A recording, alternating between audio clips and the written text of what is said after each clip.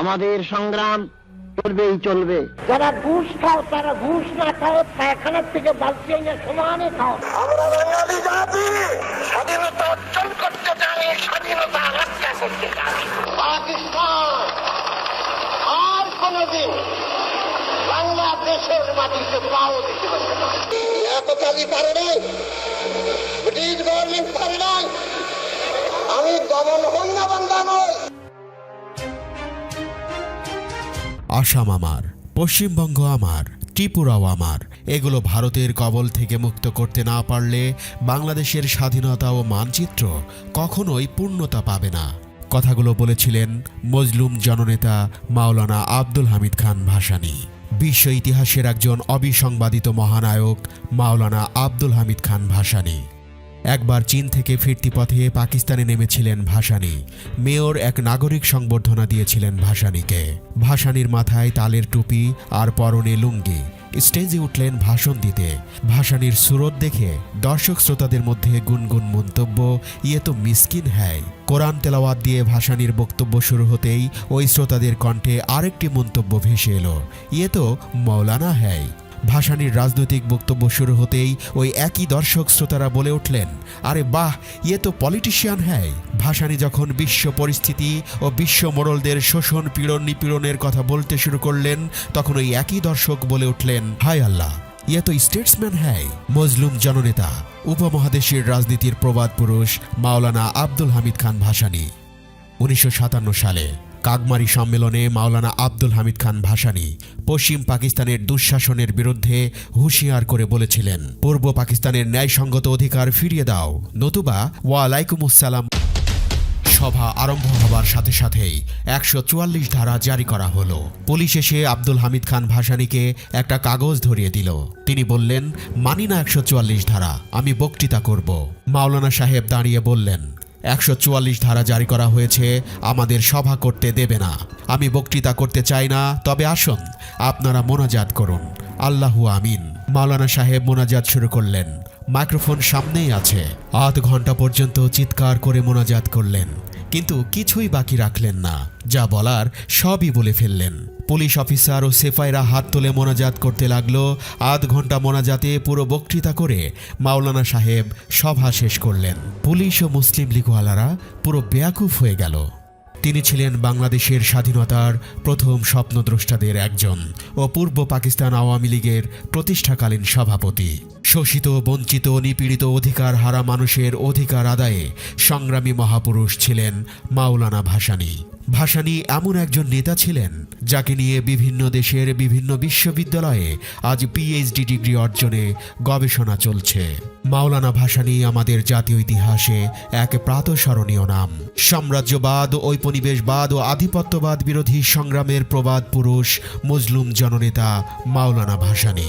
British বিরোধী আন্দোলন থেকে শুরু করে উপমহাদেশের নিপীড়িত নির্যাতিত মানুষের পক্ষে তিনি আপোষহীন নেতৃত্ব দিয়েছেন।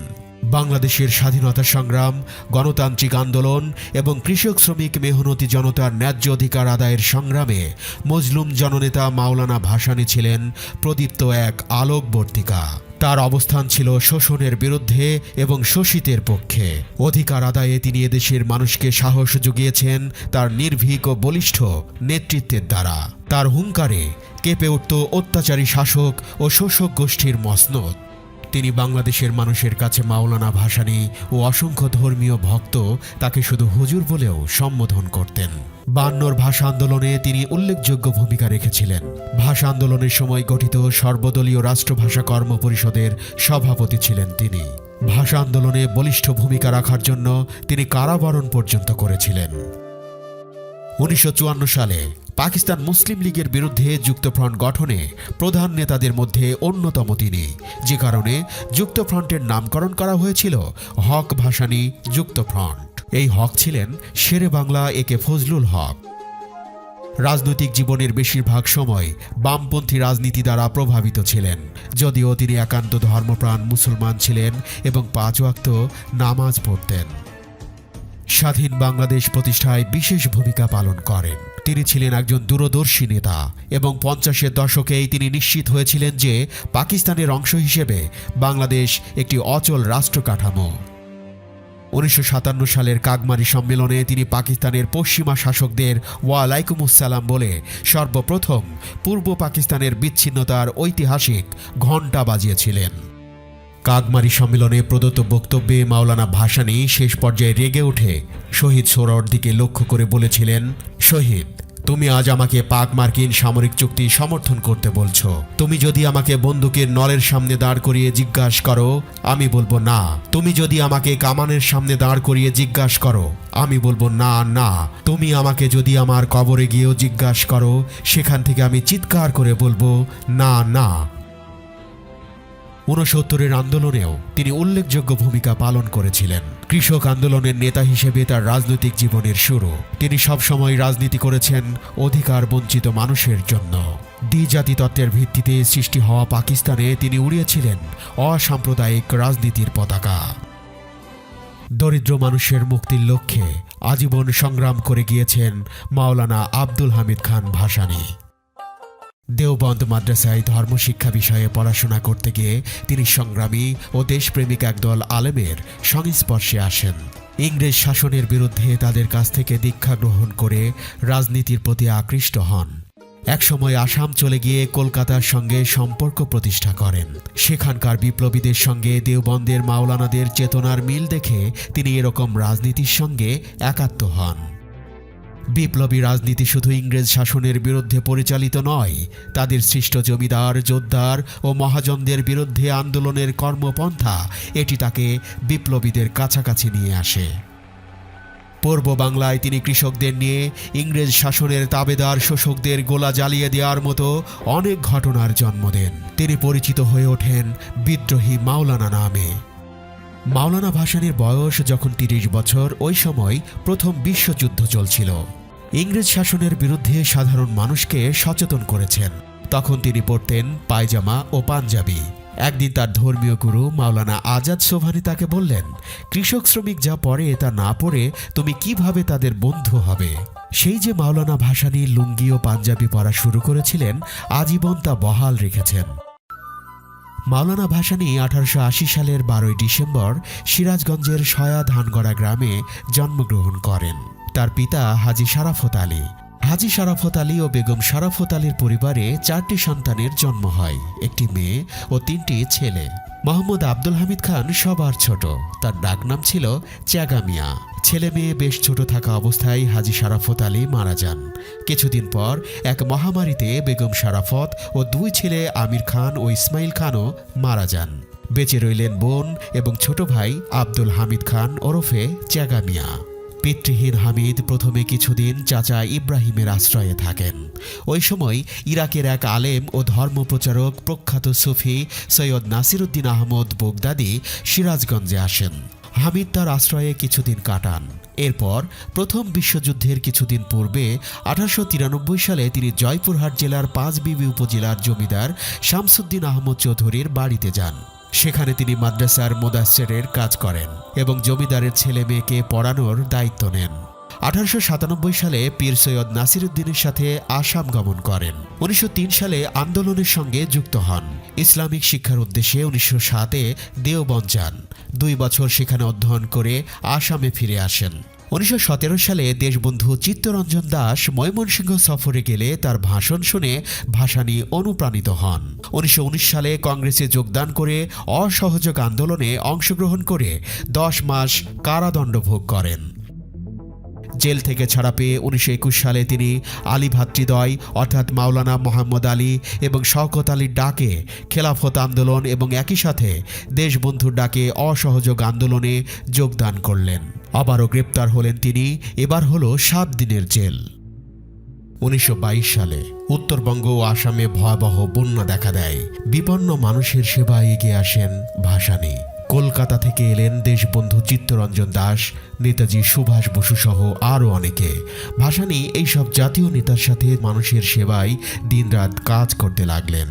1923 সালে দেশবন্ধু চিত্তরঞ্জন স্বরাজ্য পার্টি গঠন করলে ভাসানী সেই দল সংগঠিত করার ব্যাপারে ভূমিকা পালন করেন। 1925 সালে তিনি জয়পুরহাটের পাঁচবিবি উপজেলার জমিদার শামসুদ্দিন আহমদ চৌধুরীর মেয়ে আলেমা খাতুনকে বিয়ে করেন। মাওলানা ভাসানী লাইন প্রথা ও বাঙ্গাল খেদা আন্দোলনের বিরুদ্ধে প্রতিবাদ গড়ে তুলেছিলেন 1925 সালে। 1926 সালে তিনি তার সহধর্মিণী আলেমা খাতুনকে নিয়ে আসাম গমন করেন এবং আসামে প্রথম কৃষক প্রজা আন্দোলনের সূত্রপাত ঘটান। তখন সব জমিদার মিলে ইংরেজ গভর্নরকে দিয়ে মাওলানা ভাসানীকে অবাঞ্ছিত ব্যক্তি ঘোষণা করলেন। ভাসানীকে বাংলা থেকে বহিষ্কার আদেশ জারি করা হলো। অবশেষে ভাসানী সপরিবারে গিয়ে ঠাঁই নিলেন আসামের গহীন জঙ্গলে ঘাগমারা নামে এক জায়গায়। সাংগঠনিক কাজের জন্য মাঝে মাঝে কলকাতা বা অন্যান্য জায়গায় যেতে হলেও ভাসানী 1926 সাল থেকে 1947 সাল পর্যন্ত লাগাতারভাবে আসামেই ছিলেন। 1929 সালে আসামের ধুবড়ী জেলার ব্রহ্মপুত্র নদের ভাসানচরে প্রথম কৃষক সম্মেলনের আয়োজন করেন। এখান থেকেই তার নাম রাখা হয় ভাসানীর মাওলানা। এরপর থেকেই তার নামের শেষে যুক্ত হয় ভাসানী। তিনি 1929 সালে সিরাজগঞ্জের কাওয়াখোলা ময়দানে বঙ্গ আসাম প্রজা সম্মেলন আহ্বান করেন। এই সম্মেলনে প্রায় 3 লাখ লোকের সমাগম হয়েছিল। সম্মেলনের উদ্বোধন করেছিলেন হোসেন শহীদ সোহরাওয়ার্দী। 1937 সালে ভাসানী আসামের প্রাদেশিক মুসলিম লীগের সভাপতি নির্বাচিত হন। তার নেতৃত্বে আসামের 12টি জেলায় মুসলিম লীগের সংগঠন আরও জোরদার হয়। 1937 সালের নির্বাচনেই আসামের 34 আসনের মধ্যে 31টি আসন লাভ করে। ভাসানী নিজেও আইনসভার সদস্য নির্বাচিত হন। 1938 সালে তিনি রংপুরের গাইবান্ধায় কৃষক প্রজা সম্মেলনের আয়োজন করলেন। 1940 সালে তিনি জননেতা একে ফজলুল হকের সাথে মুসলিম লীগের ঐতিহাসিক লাহোর সম্মেলনে যোগদান করেন।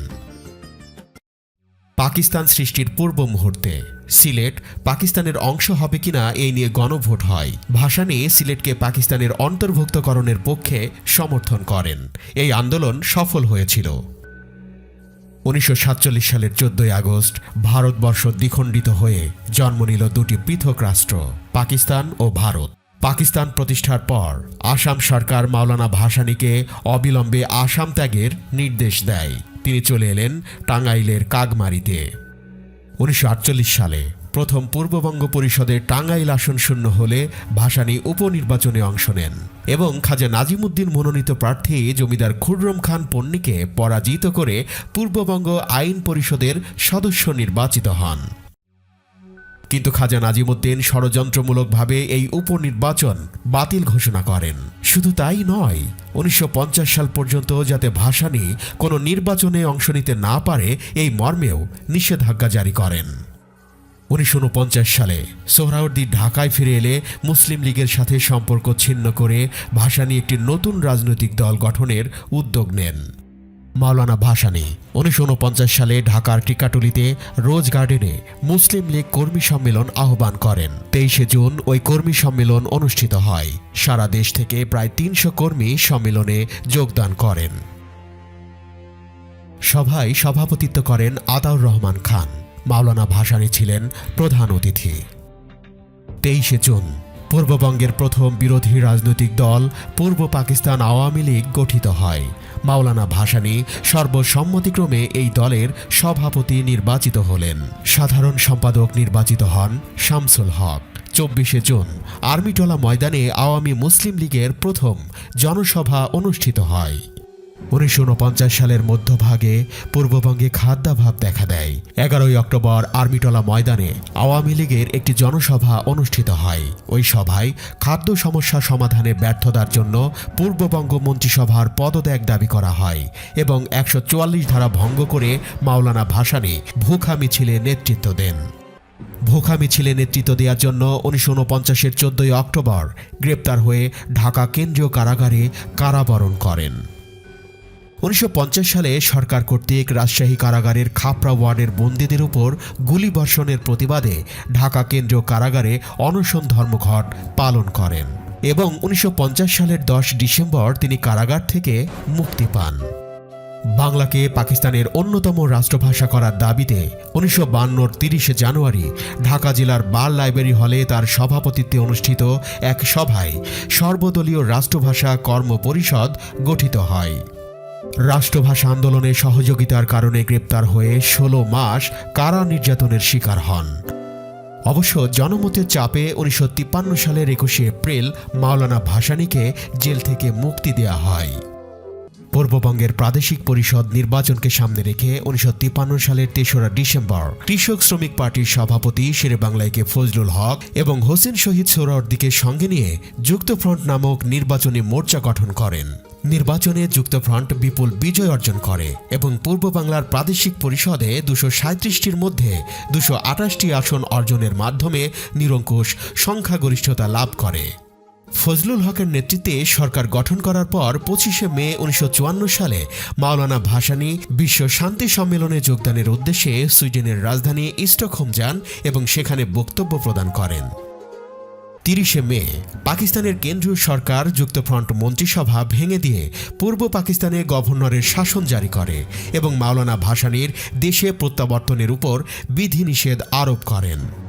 তিনি বিদেশে থাকা অবস্থায় শুনতে পারলেন পূর্ববঙ্গের যুক্তফ্রন্ট সরকারকে বাতিল করা হয়েছে এবং যুক্তফ্রন্ট নেতাদের গ্রেপ্তার করা হয়েছে, তাই সেই মুহূর্তে তিনি দেশে ফিরতে পারেননি। 11 মাস লন্ডন, বার্লিন, দিল্লি ও কলকাতায় অবস্থান করার পর তার উপর আরোপিত নিষেধাজ্ঞা তুলে নেওয়া হয় এবং 1955-র 25শে এপ্রিল দেশে প্রত্যাবর্তন করেন। পূর্ব বাংলায় খাদ্যজনিত দুর্ভিক্ষ রোধের জন্য কেন্দ্রীয় সরকারের কাছে 50 কোটি টাকা আদায়ের দাবিতে 1956-র 7ই মে ঢাকায় অনশন ধর্মঘট শুরু করেন। সরকার দাবি মেনে নিলে 24শে মে অনশন ভঙ্গ করেন।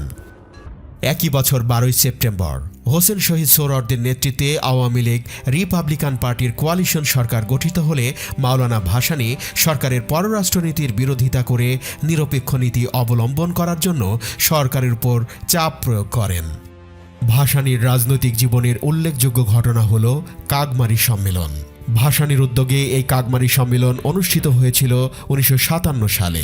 কাগমারি সম্মেলনে ভাসানী পাক মার্কিন সামরিক চুক্তি বাতিলের দাবি জানান। প্রধানমন্ত্রী সোহরাওয়ার্দী সেই দাবি প্রত্যাখ্যান করলে 18ই মার্চ আওয়ামী লীগ থেকে পদত্যাগ করেন। একই বছর 25শে জুলাই তার নেতৃত্বে ঢাকার রূপমহল সিনেমা হলে ন্যাশনাল আওয়ামী পার্টি বা ন্যাপ গঠিত হয়। ন্যাপ প্রতিষ্ঠার মাধ্যমে ভাসানী প্রকাশ্যে বামপন্থী রাজনীতির সাথে জড়িয়ে পড়েন এবং এরপর থেকে সব সময় বাম ধারার রাজনীতির সাথেই সংশ্লিষ্ট ছিলেন।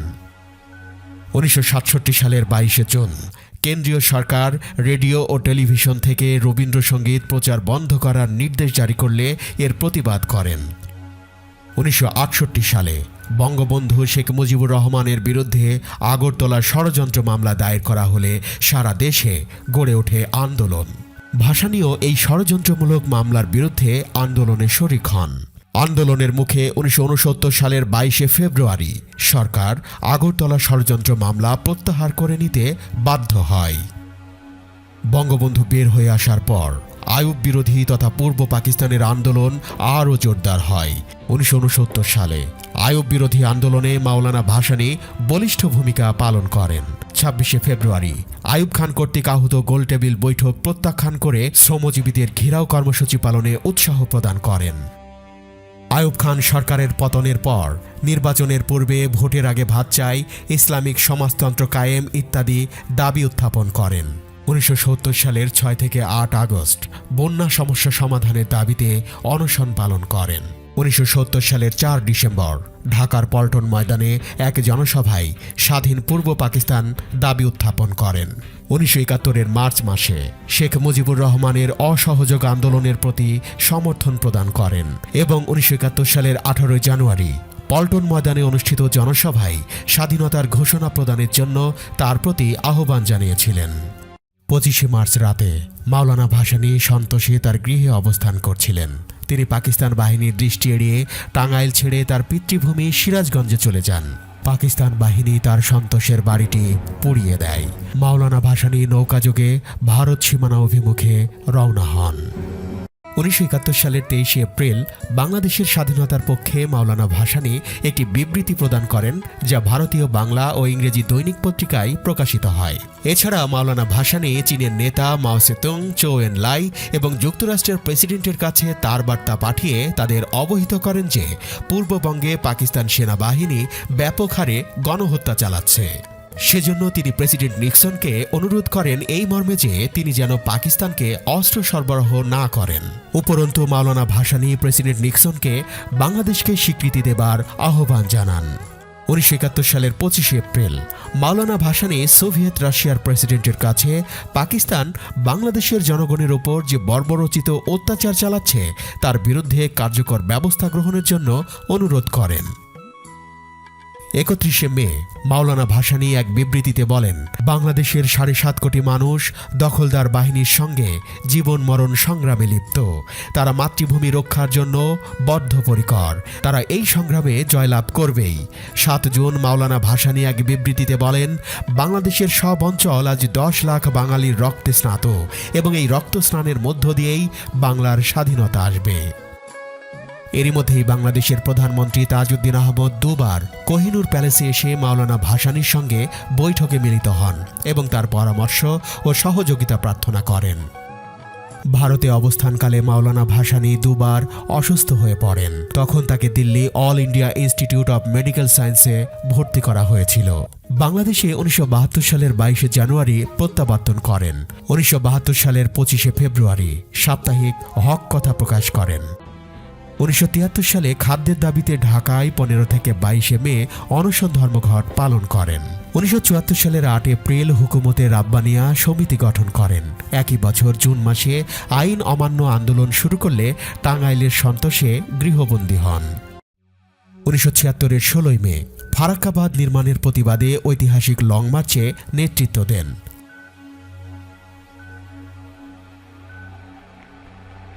একই বছর 2 অক্টোবর খোদাই খিদমতগার নামে নতুন আরেকটি সংগঠন গড়ে তোলেন। জীবনের শেষ দিকে মাওলানা ভাসানীকে ঘন ঘন হাসপাতালে যেতে হতো। হার্টের অসুখ, মূত্রাশয়ের অসুখ, ব্রনকাইটিস তাকে কাবু করে ফেলেছিল। 1976 সালের 14 সেপ্টেম্বর থেকে প্রায় 1 মাস তিনি চিকিৎসার জন্য লন্ডনে ছিলেন। দেশে বেশ কিছুদিন সুস্থ ছিলেন। সন্তোষ থেকে 4 নভেম্বর তাকে হাসপাতালে ভর্তি করা হয়। হাসপাতাল থেকেও তিনি দুর্নীতির বিরুদ্ধে রুখে দাঁড়াতে সবার প্রতি আহ্বান জানান। 1976 সালের 17 নভেম্বর ঢাকা মেডিকেল কলেজ হাসপাতালের 9 নম্বর কেবিনে রাত 7:30টায় ইন্তেকাল করেন মাওলানা আব্দুল হামিদ খান ভাসানী। তাকে টাঙ্গাইলের সন্তোষে 18 নভেম্বর বাদ আসর পূর্ণ রাষ্ট্রীয় মর্যাদায় সমাহিত করা হয়। সারা দেশ থেকে আগত লক্ষ লক্ষ মানুষ তার জানাজায় অংশগ্রহণ করে।